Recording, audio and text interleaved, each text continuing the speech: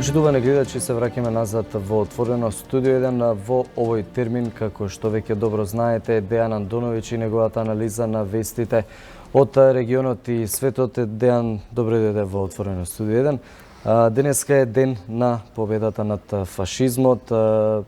Секоја година во Русија она стандардна парада, обраќање на Путин, тој исто така се обрати и денеска испрати доста сериозни пораки. 74 години од победата над фашизмот во Втората светска војна, се чини дека и по 74 години светот е малце поделен. Ке потсетам зошто, бидејќи додека Русија прави воена парада по урнекот на онаа воена парада во 1900, која изведе во 1945 година, кога како победник над нацистичка Германија маршира во Москва и на некој начин пред русите покажа со каква воена сила го поразила нацизмот. 74 години, секоја година традиционално се прават тие воени паради во Москва. Од друга страна, другиот дел на победничка, но и поразена Европа од Втората светска војна денеска го слави Денот на Европа. Ние ќе се фокусираме на воената парада. Воената парада, значи, традиционално 74 години. Оваа воена парада беше овака технички, ќе кажеме, учествуваа 13.000 војници, над 200 борбени возила, авиони, дронови и презентација на ново воено оружје кое има Русија.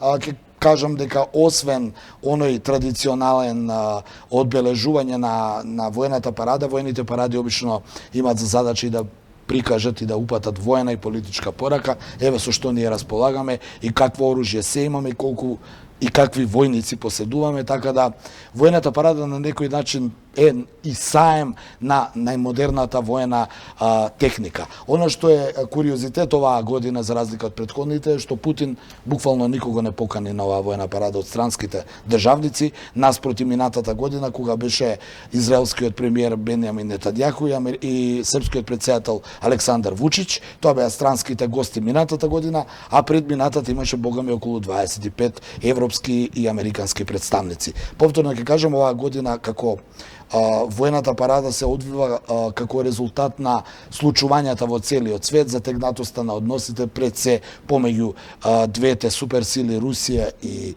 Соединетите американски држави. Ние ги коментираме во ова студио случувањата Венецуела, Иран, Африка, па и Балканот, па оттаму се чини дека оваа година русите се одлучија само да ја прикажат својата воена техника и да го одбележат овој, би рекол, грандиозен чин за целиот свет, бидејќи ќе потсетам, Русија има една од најмокните армии, една од најбројните армии. Тука и на воената парада беше забележан и поранешниот генерален и последен генерален секретар на Советскиот сојуз Михаил Горбачов, кој дојде во инвалидска количка да го следи настанот. Во меѓу гостите имаше голем број на преживеани генерали од Втората светска војна, но и воени офицери, високи воени представници кои изминатите години учествувале во разноразните воени конфликти на руската армија. Имаше представници, нели, како што од воените, од амбасадите и од воените аташеа, за да видат и некако да украдат, да видат некој куриозитет што тоа ново има руската воена технологија. Да. Видени се нов тип на вооружување. Едно од најновите типови што е забележано е тој така наречен дрон, беспилотно летало, за кое засега американците очигледно немаат воен одговор. Така е, обраќање пред сите присутни таму имаше и Владимир Путин. Пред да преминеме на друга тема, предлагам да ја видиме неговата изјава.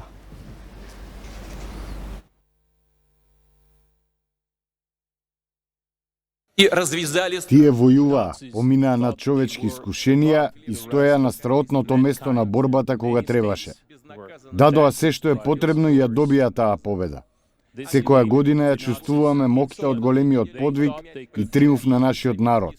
Токму тој ја одбрани татковината и стана главен ослободител на народот во Европа. Победата над фашизмот има посебно место. Направивме се и ќе сториме се што е потребно за да се обезбеди висока борбена способност на нашите вооружени сили. Во исто време, Русија е отворена за соработка со сите кои се подготвени да се спротистават на тероризмот, неонацизмот и екстремизмот. Дејан, Путин вели дека Русија е отворена за соработка, меѓутоа и им покажа заби. Но и кажа дека ќе направи се што треба да го јакне својот воен потенцијал.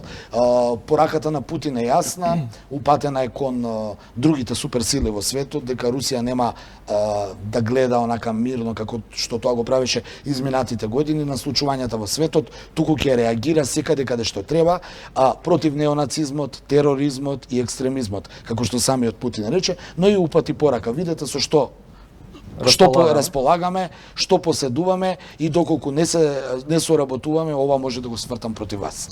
Тоа не е добро за светот. Па тоа не е добро за светот, дефинитивно.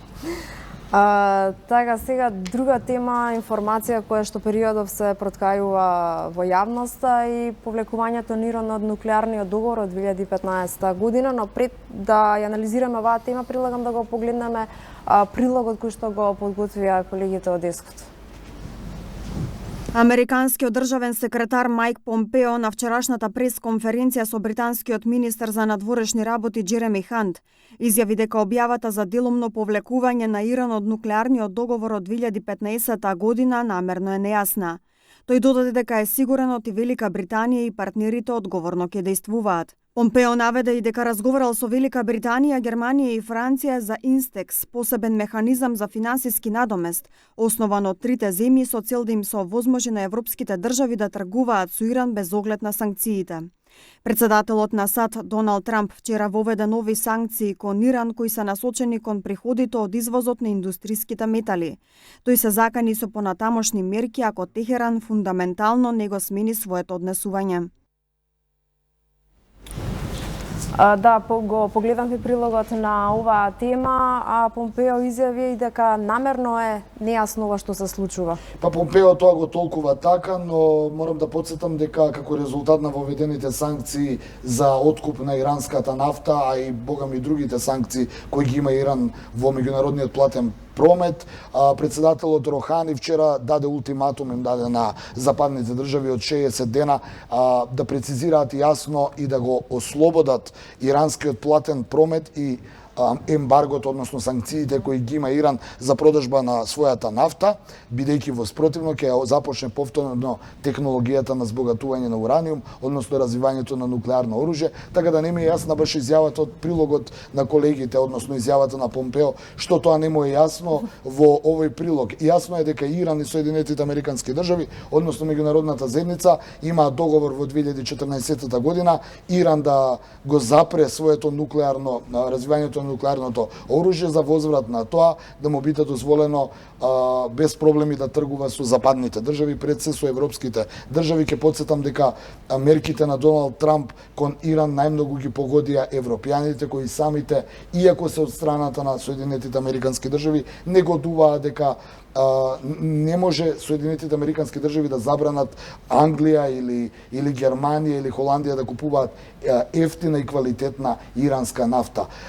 Западните агенции веќе почнаа на некој начин да анализираат и да предупредуваат дека Иран е бурена на бароти, дека Трамп се игра со кибрид, односно дека може да дојде до некаков воен конфликт ако се земе во предвид дека американците веќе упатија носач на авиони, тоа подразбира носач на авиони, неколку борбени бродови, подморници и авиони, една буквално поморска армада кон Иран, од друга, како видна закана, од друга страна Иран, кој го контролира тој Ормудски премин, каде што поминува околу 40% од вкупната нафта во светот, значи таму оди размената, се закани дека ќе го затвори тој Ормудски премин, така да може да дојде до голема нафтена криза, може да дојде до голема воен конфликт и тензија. Ќе потсетам, Иран е голема држава, силна држава, има јака армија и нема туку така да можат американците да направат инвазија. А ќе потсетам и ова со Путин претходно, дека Иран има големо сојузништво во Русија и во Кина, така да Иран може да биде почеток ако има неразумност до некој поголем воен конфликт во светот. Дејан, ти благодариме за анализата, секако има и други актуелни теми во светот, меѓутоа ние ги одбравме најактуелните да ги анализираме. Благодариме уште еднаш. Благодариме на вас. Така, ние тука се одјавуваме, односно со мене со Антонија се гледате нешто малку подоцна во 17 часот, во продолжение следуваат вестите.